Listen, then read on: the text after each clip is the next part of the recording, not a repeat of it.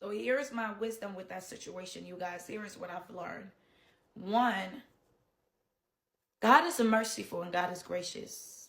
God and mercy. God and mercy is only God and mercy. There are certain things that I cannot share because they're tied to prophecy. But I do want to share this. God is merciful to where he will give us mercy in any situation. But God is also a God of judgment. All right?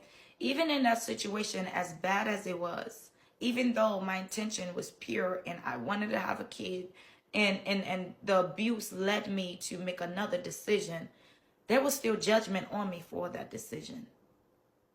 One that I couldn't pay for. That grace and that mercy had to deal with it. But I still had to go through God's judgment. There was judgment for that. So I want to share with someone today.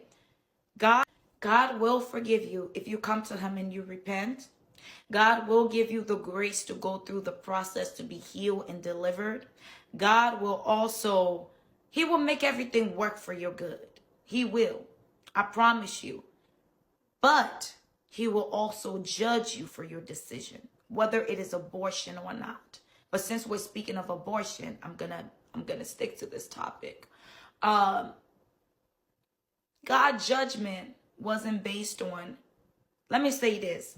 When the Most High gave the prophecy, and it was asked why, he said because of the child that she murdered. God didn't say because she went through abusive relationship that led her to commit abortion. He said because of the child that she murdered when she was young. And those words cut in my heart because I felt like God did. God saw it and God knew.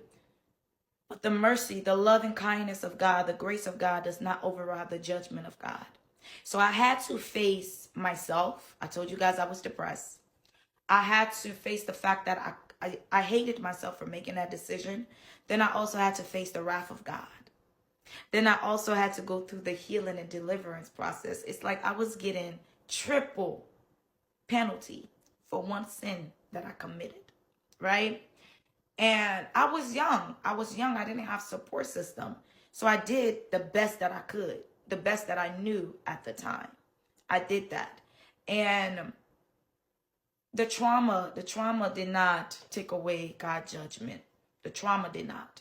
All right. So if you're in a situation where, you're thinking about abortion, I'm going to just ask you to pray.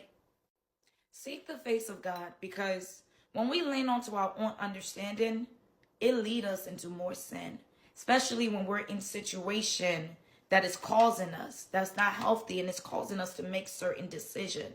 That is all a trap of the enemy. And unfortunately, I fell into that very trap. But when it comes to abortion, to make matter worse, I end up finding out that this dude was already a warlock, but that was also how, that was a child sacrifice and how he got higher ranking. So it's not, abortion is not something light, you guys. Do not be deceived.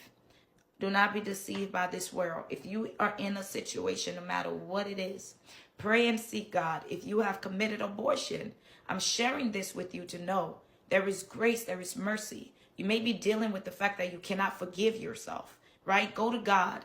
I didn't know how to forgive myself. I didn't know how to move on. Literally, you got to understand, like hearing a child heartbeat replaying in your ear. It was like, what the hell?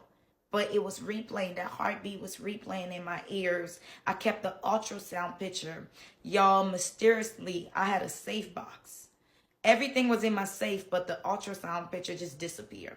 That's how bad it was, because I would grieve and cry every day that God mysteriously just caused it to disappear. But it was really, really terrible. And this led on for 5 years. 5 years I was in prison by that decision. So I know what it's like when you make a decision and you have to live with the consequences of it later on. But I had to turn to God. It didn't happen overnight. But eventually I was free from that self-prison. I was free from everything.